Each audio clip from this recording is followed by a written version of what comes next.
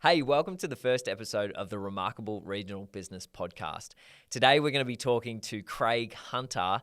Man, this is an episode that is so topical right now, but he's one of the founders of Clear Dynamics. And if you haven't heard of Clear Dynamics, you're about to.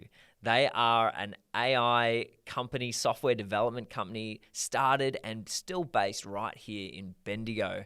So they fit squarely in the label of remarkable regional business, and you're going to hear why in this interview. So let's get into it. Okay, Craig, welcome. Thank you so much for joining me today. We are going to have an absolute blast, I'm sure. But we're going to kick things off, right? What is your one-line description of who Clear Dynamics are?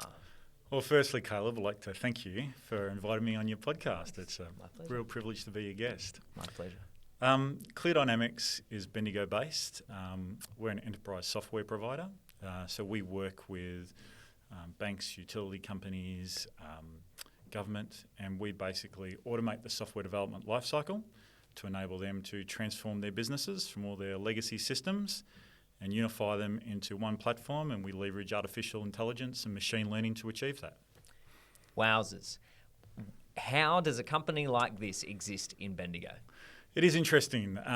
So the founder, Daniel Beatty, who just also happens to be my best mate, he's a savant. You know, he's probably a one-in-a-generation talent in automating the software development lifecycle. And, you know, he's got a banking background and an enterprise software development background. He and I started a business, I'm going to say 15 years ago now. And we were working in the enterprise space, but it was back at the start of the dot-com boom. That company went for over 10 years. And so, you know, for the dot-com bust, we managed to survive the dot-com bust. Nice. And we, when we both exited that business, we took a break. I went consulting, he went consulting. And then, you know, we really enjoyed the journey that we were on, but also could see the mistakes that we'd made. And so thought, how about we travel this journey again? And so, you know, Clear Dynamics has scaled up to 200 people at stages.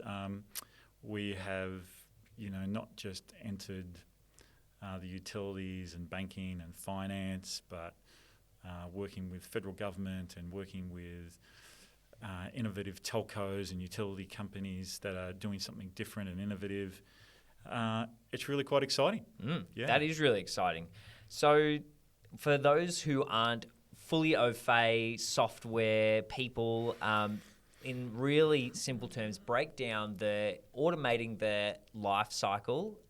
What does that mean to someone who has no idea about software development? Sure. So traditionally, let's use an example in banking, for instance, where you want to do credit card origination. So you want to get a new credit card.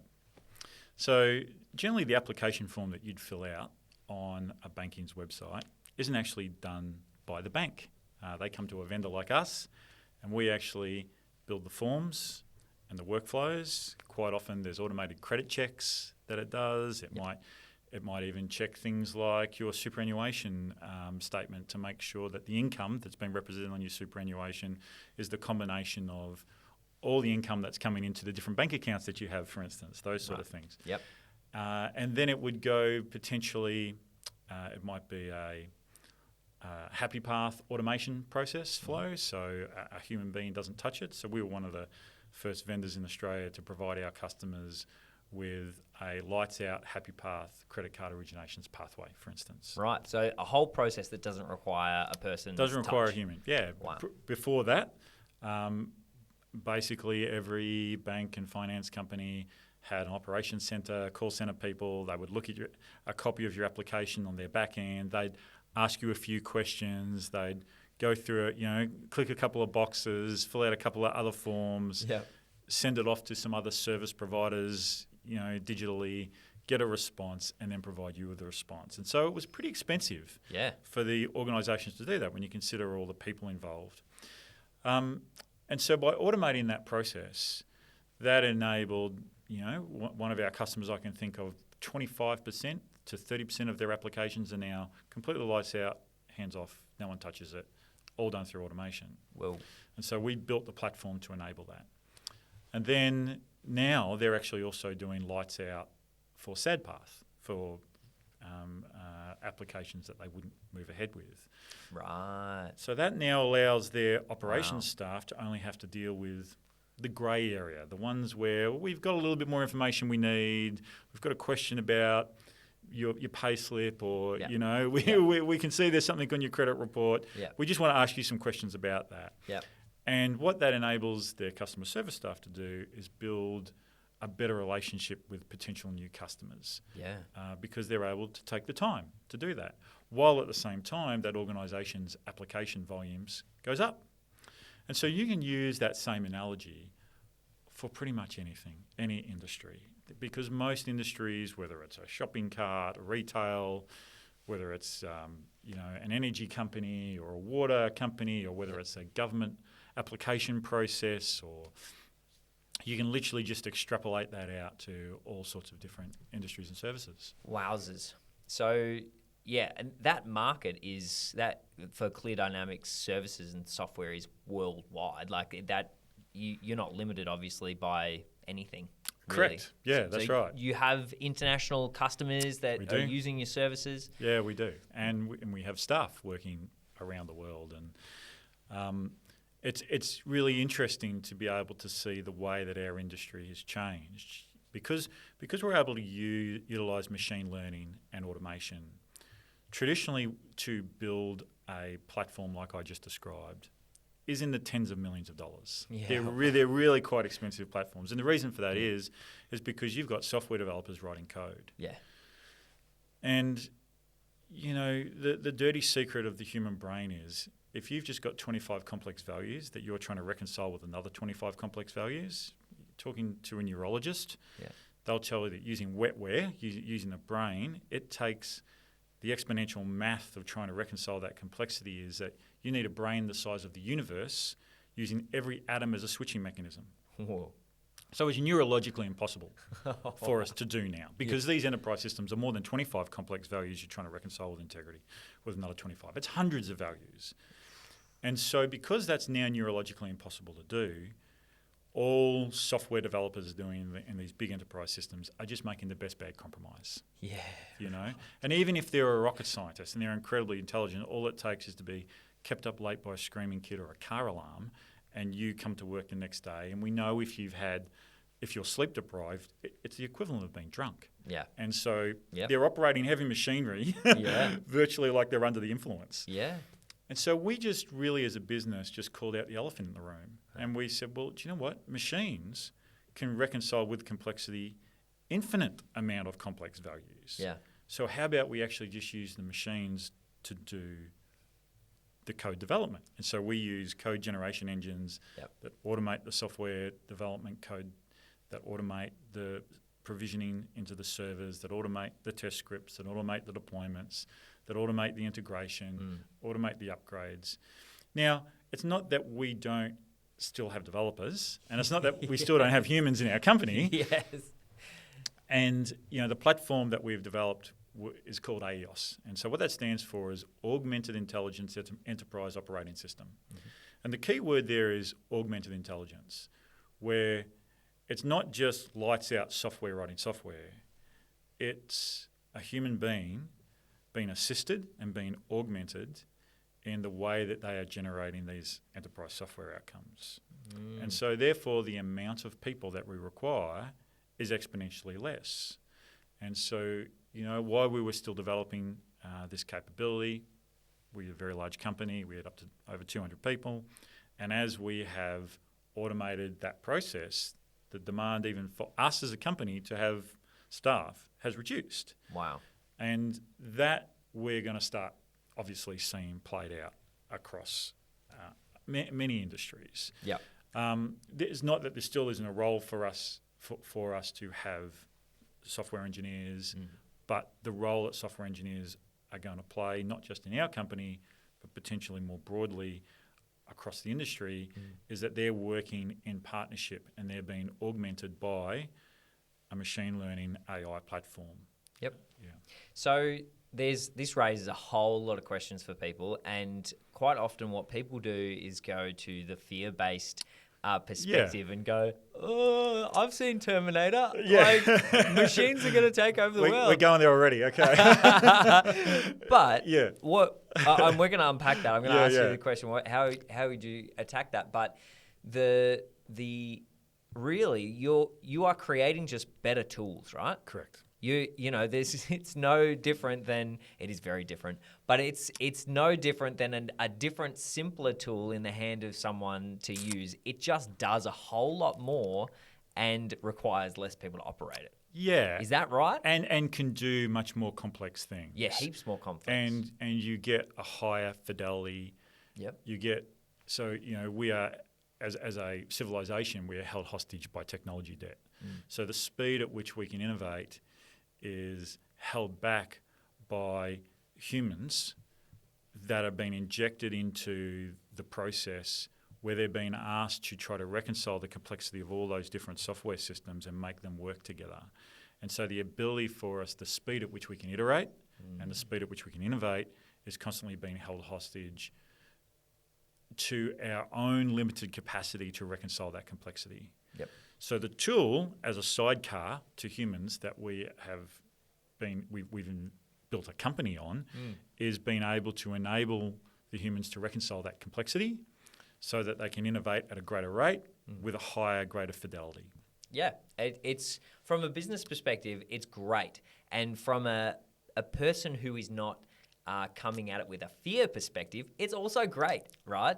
But what would you say to someone who goes, "Oh, this needs to be stopped"? Like, you know, what about all those poor software developers that now are replaced? Well, and it's interesting, like those software developers don't disappear, but what they do is they start to access the next generation of AI tools that are sidecars to help them innovate at a greater rate in other industries, to learn new skills, to learn new abilities. So, you know, it's not like those software developers no longer have an industry, and it's not like they won't continue to have an industry, but the way they work will change. But that's going to happen for all of us. You know, whether you're a software developer or whether you work in a government agency or whether you work in an accountancy firm or whether you work in a legal firm or whether you produce podcasts and videos. The way we all work is going to, within the next 6 years, within the next 5 years, and within the next 10 years, it's going to change and it's going to evolve. And these tools that are becoming more rapidly available to us won't necessarily replace our jobs, but they will change the way we do our jobs. So the mindset that someone has to have to actually follow this journey and adapt themselves to and make it so that they are not left behind or obsolete. It is about finding and looking and searching for what is my industry doing? What is my role going to look like, or what do I need to change so that I'm still a valuable part of this industry? Because there's a whole lot of roles, actually specific jobs, as we've talked about it already, that aren't going to need to be done by humans, right? Yeah. So I think, you know, so let's take an example just jumps to mind for me of a lawyer, for instance. So when ChatGPT 3.5 came out, when it tried to sit the bar exam, it was in the bottom 10%. It was terrible. So the bar exam in the US is how you become a lawyer, your certification to become a lawyer. With the advent of GPT-4, it is now passing the exam, the bar exam, at the top 10%. Wowzers. So, you know, you can see in 6 months, from 3.5 to 4, it's gone from the bottom 10% to the top 10%. Now, does that mean that ChatGPT is now able to be a better lawyer than a lawyer? Well, no. It can't walk into the courtroom. It can't perform for the juror. No. It can't do the human interaction that is required with someone that's sitting on the stand and in asking them questions. But as a sidecar to that lawyer, having a tool of all the case law, all the relevant information is going to enable that lawyer to be a much better lawyer. Massively, right? Because you remember, you've seen, Law and Order or whatever, or you've been in plenty of lawyers' offices, and their entire walls full of law books, right? Of exactly. Law, Yeah, and the difference in justice quite often can be your lawyer's knowledge and their ability to recall what's in those books. Yeah. And so so potentially the gap between people that can afford a good lawyer and a not so good lawyer and you get justice potentially has been narrow. Don't get me wrong, there are still disadvantages, but we are starting to see these tools starting to close those gaps. And so that's all for the good. Yeah.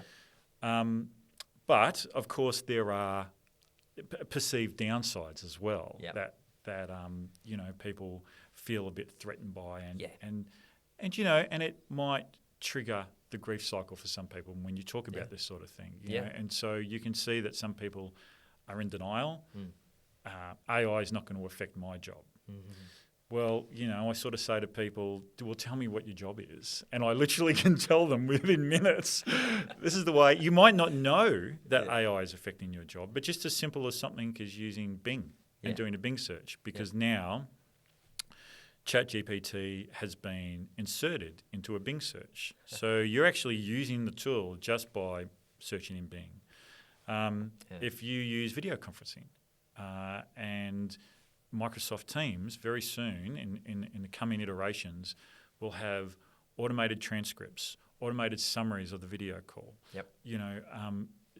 That's all using ChatGPT technology. And so there's going to be all these sidecars and apps that are going to be on your phone that you won't even know that it's using artificial intelligence to be able to enable that app to work.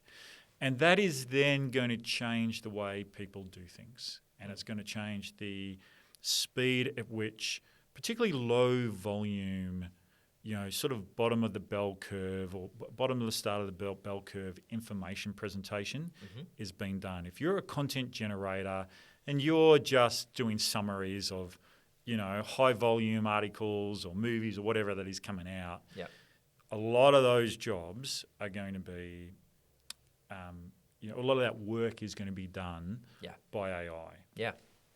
And that's just the fact of the matter, right? Whether someone likes it or not, this is happening. That has been the big leap forward, where we have probably more quickly than what academia wanted to released that technology. The uptake of ChatGPT was, I'm going to say, was it 50 or 100 million? I think it was uptake in something like 5 weeks. Whereas I think it was TikTok was 100 million in, like a year or something, 5 months or something like that. Like it's exponentially faster uptake than anything else we've ever seen. And ChatGPT wasn't ready for that. OpenAI executives were like, we didn't even know whether this would even take. And so it's just rocketed off at a rate of knots.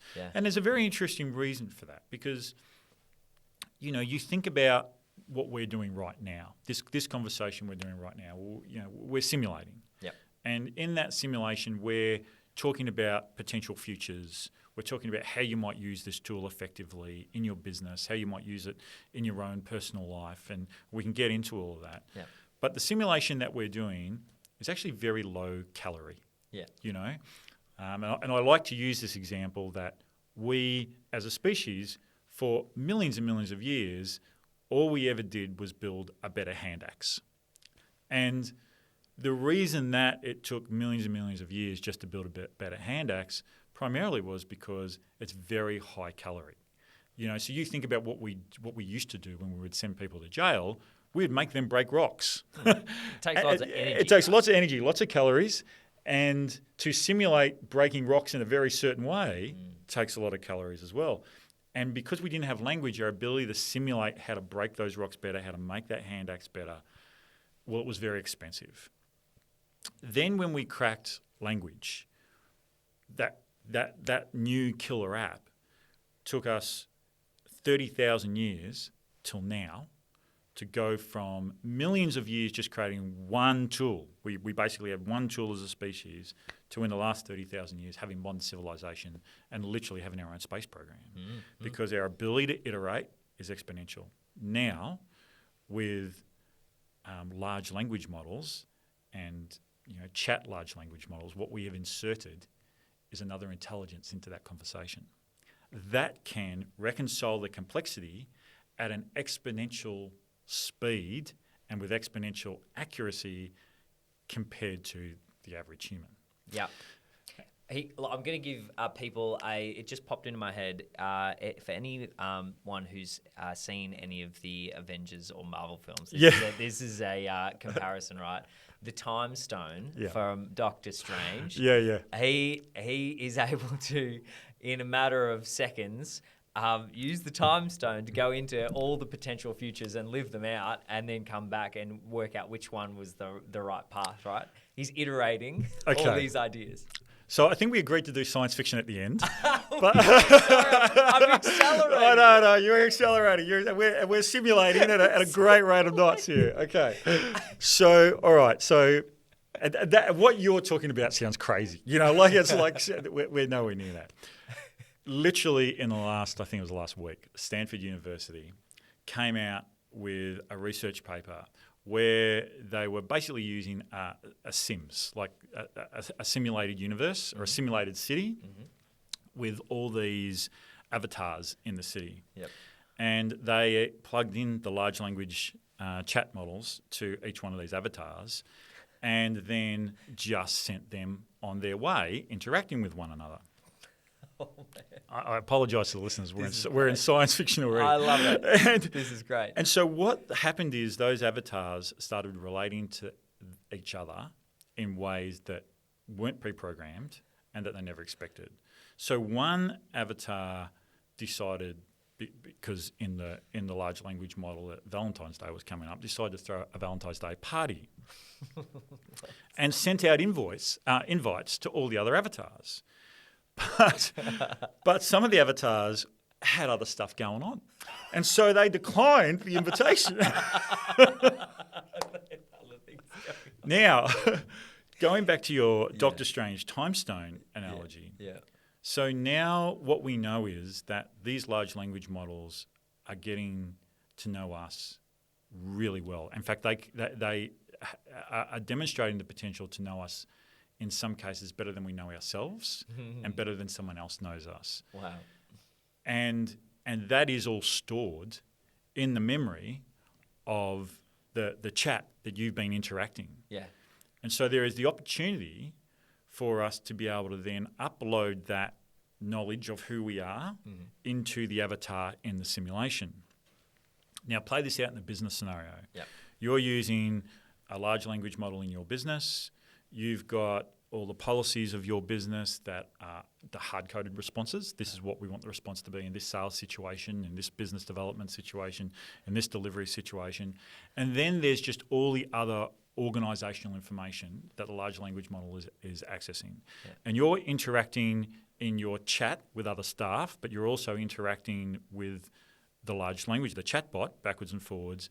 And so there is this model that is being made up of you as an employee. Now you then take that and you insert that into the simulation. And so we've got your business in the simulation. We've got all your staff as avatars in that simulation. We've uploaded the history of the way that they interact in all those different circumstances. And then you dump on that simulation a scenario. We're going to launch a new product. And then you run that simulation with all sorts of different variations and then let it run to its bitter end.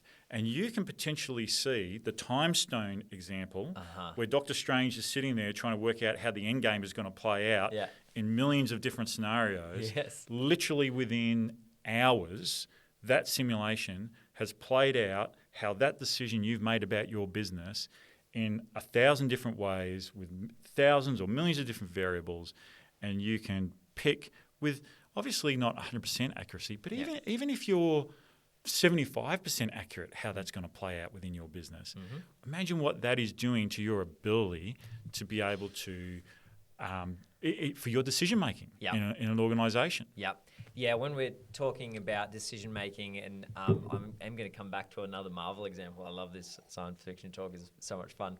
But when we're talking about decision making, one really helpful kind of thing I've learned. Have you ever read "Great by Choice" by Jim Collins? No. It's so good. It's how organizations manage to not only survive but thrive in turbulent economic situations. Yep. But one of the concepts that there's a research-based book, and they found with comparison studies between organizations that were really winning even through turbulent times, was that they fired bullets before they fired cannonballs. Yeah. This concept of testing something Yep. small, seeing if it takes up in the market, seeing if there's any major issues, what effect it has on systems, processes, et cetera, before you go all in with the cannonball. Correct. Yeah. And so that's what we're talking about here, is being able to it's even a step before testing it in real life. You're testing it without the risk. Yeah. Fail small, fail fast. Yeah. Yeah. That's huge. Okay, so let's go number 2 Marvel analogy. And I'm going to give probably a wider relatable one. Sure. So Jarvis is Tony Stark's AI, his artificial intelligence, that partners with him to create a lot of the things that he does. Smartest man in the world kind of thing. But he still needs Jarvis to run simulations and plug information in. Yeah. Another, like a real world example, is we're talking Alexa, we're talking Siri, Google. They are nowhere near. I'm surprised Siri hasn't popped up on my watch. Her most common phrase is, "I don't understand." I did actually say her name, so that's not that unbelievable. Sorry, I don't understand. And that sums up our artificial intelligence assistance at the moment. I don't understand. But how far are we away from Jarvis level assistance, human assistance? Yeah. So getting back to our definitions, so generative AI is so many generations ahead of Siri that it doesn't even matter. And so that is very quickly, and Apple has taken great advances here. Yeah. And so we're going to see in a very short period of time Apple's large language model being embedded within our phones and our watches, and the value that we're going to get from that is going to be very high. Now, the challenge that we've got at the moment is that we've been through an era of disinformation and low volume content online. And so as a result of that, the web is full of a lot of low value disinformation, low content quality. Yep. And so by the large language models just using that as their training platform, it can be a bit hit and miss in the responses that you get. Yeah. And so there is, it's don't get me wrong, it's unbelievably more advanced than Siri. Yeah. But it's still got the handbrake and the impediment of garbage in, garbage out. And we have the added now disadvantage that, what generative AI has done has made a zero cost for fraud. And so the ability for fraudulent information to be produced, traditionally, if you wanted to create a research paper on, I don't know, let's do something controversial, vaccines. And that you said, ChatGPT, I want you to create me a research paper that looks like it's in a medical journal and provide me with all the references about why no one should ever take a vaccine. And, I'm agnostic either way, whatever. Yeah.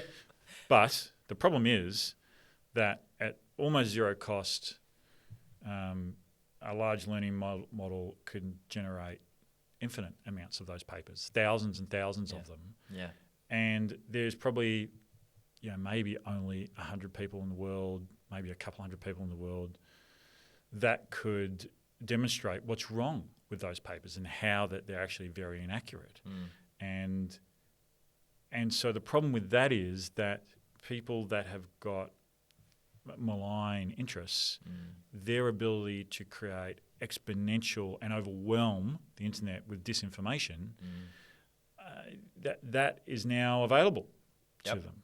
And so we've now got an arms race going on of the ability to be able to determine whether that actually isn't a real medical journal and that's actually a fake, it's a fraud, it's disinformation, and being able to disprove that and be able to challenge its validity.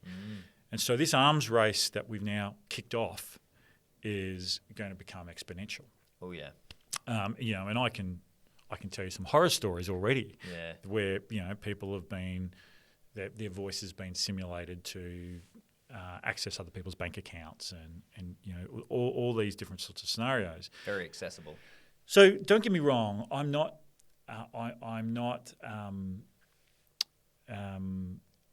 overly. I'm not saying it's all just going to be good. Yeah.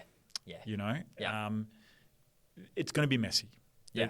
Like you can see what's happening right now in Australian schools where they're saying, okay, we don't want people using large language model chatbot capability for students to write essays and things like that. And I understand why those decisions are being made.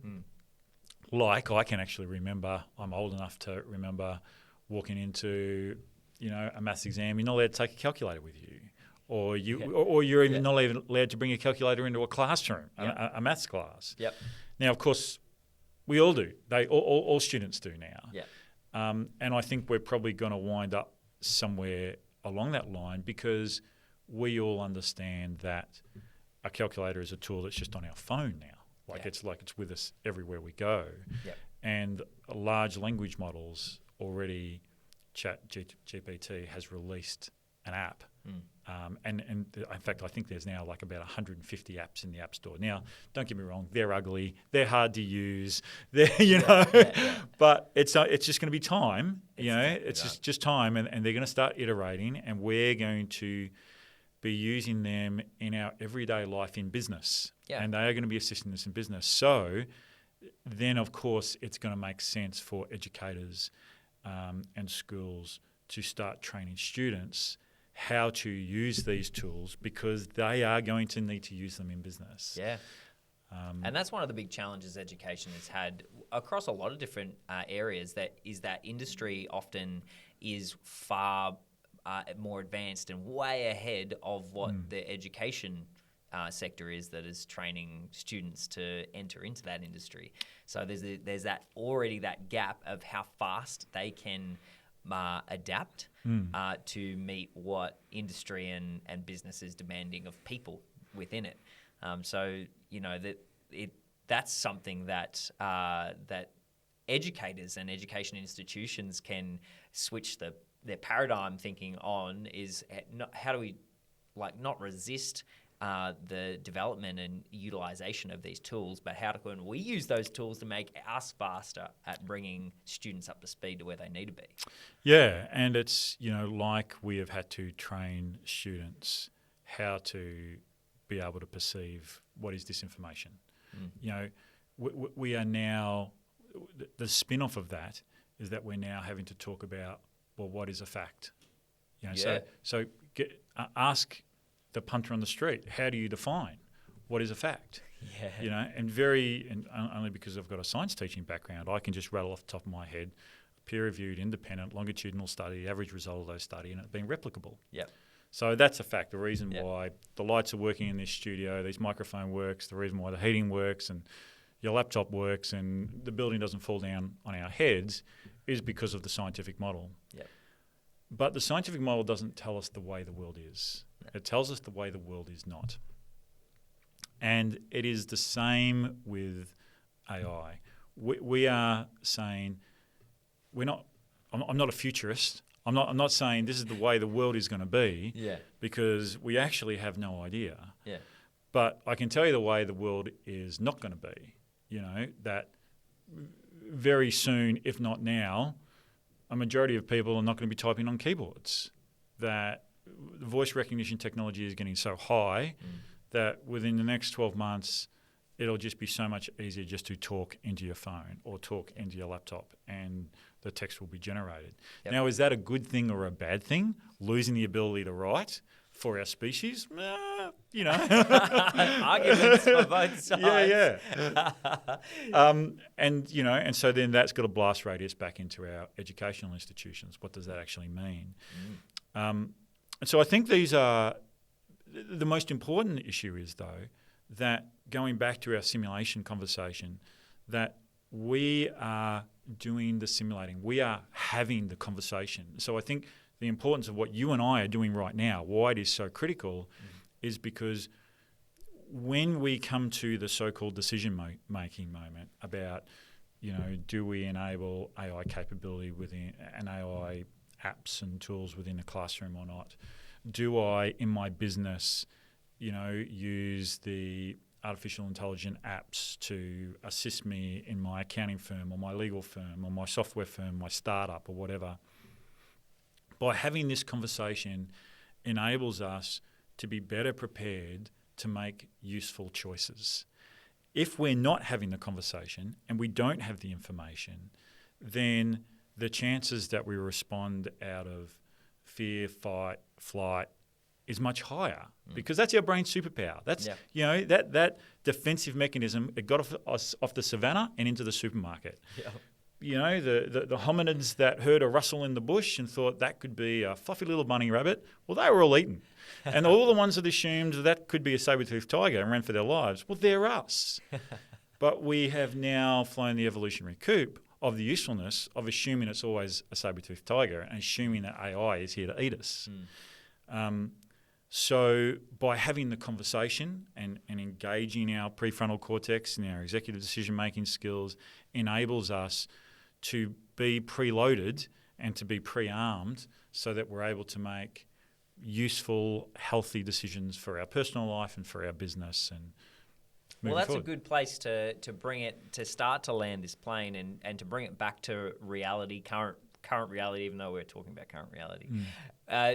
For business people, for people who are like, what does this mean to me? Like, this is all great, but half of it's gone over my head and I'm not in that space. But what should I be looking at utilizing AI for, and where should I be thinking about this in relation to my business? Yeah. So content creation is a really important one. That content creation in relationship to training material in your organisation. How are you keeping up to date with your processes, your policies, your procedures, and how are you generating that content? At the moment, it's very laborious. It's a very manual process. And using ChatGPT, you're able to identify changes in regulation, and then you can actually ask the language model, how can I implement that new change in regulation into my business? You can start simulating, I've got this situation, how does that relate to current state regulatory authority? Give me a view. Now, I'm not saying you don't still then go to your professionals and get them to review that. Do the due diligence. and that's what I'm talking about, the high, low volume content creation and getting your first read. But that's where the jobs aren't going to disappear, because the whole bar then gets lifted, because everyone now can get a snapshot baseline view. Now I need the nuance of my specific company and my specific scenario, and this specific instance. I now need the professionals to come in and give that, and that's not going to disappear. No, yeah, that's good. Other areas, and I mentioned this earlier, but data analytics. So if you've got high quality data about your organisation and your ability to be able to feed that into the Copilot that Microsoft will be launching soon in its Excel spreadsheets, and being able to do, okay, I need a board report, I need some fancy graphs and charts in relationship to applications for new business and where they got to and where that fell away. And then potentially, based on that data, being able to ask ChatGPT, what do you recommend that we do to increase, our transfer to sale rates? These are the sorts of opportunities. And so having co-pilots that are going to be available to you in any of your Microsoft suite, co-pilots that are going to be available to you on specific industry sectors.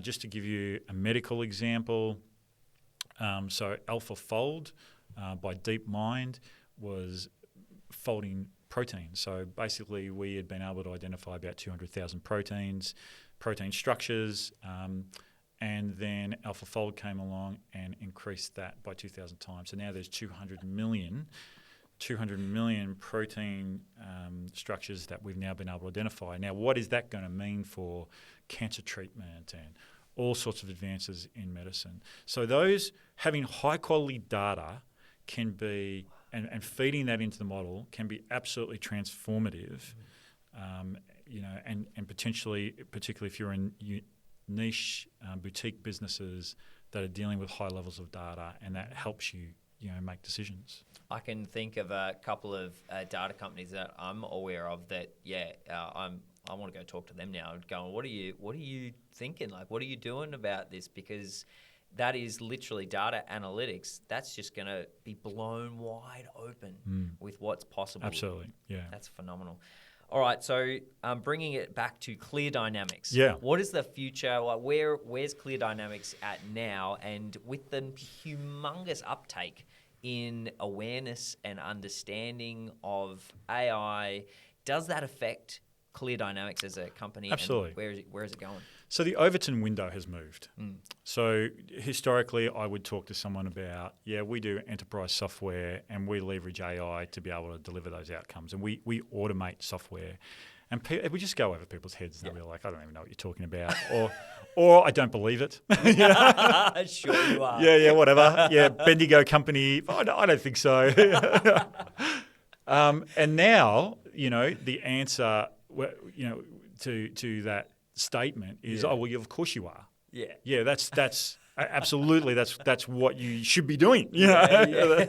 We've been doing this for a long time. Yeah, we've been doing this for a long time. We did this like 7 years. And what we need to be aware of is at the moment the party tricks, what I'm calling the party tricks of ChatGPT, and I don't mean to demean at all what they're doing. What they're doing is amazing. It's literally for the first time in our species we've got someone else in the conversation. There's another intelligence in the conversation. But the next level is going to be people using it on a day-to-day in their businesses. So it's not just a fancy app, but I'm using it for my decision-making in my business and helping me reconcile large volumes of data. Personalisation is going to be it's going to be quite incredible, even in your industry, in video creation, that there is going to be, I want to watch the dark version of the DC movie. So, there was the DC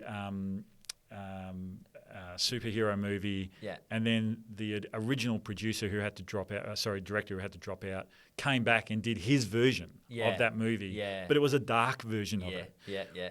AI is going to give the ability for all of us on any movie to say, I want the really light version of this movie, or I want the really dark version of this movie. I want the happy version, or I want the tragedy ending, or I want I want the the Zack Snyder version. That was the DC movie. So that personalisation, that blast radius is going to be the hyper personalisation in sales. And so when I go into a sales meeting, ChatGPT is going to be able to give me a pitch that's specific to that company, not just the industry, but specific to that company. So that hyper-personalisation in sales and hyper-personalisation in our personal life, that's really going to start taking off. So that's the second wave. Love it. And then the third wave is going to be whole businesses their whole enterprise stack run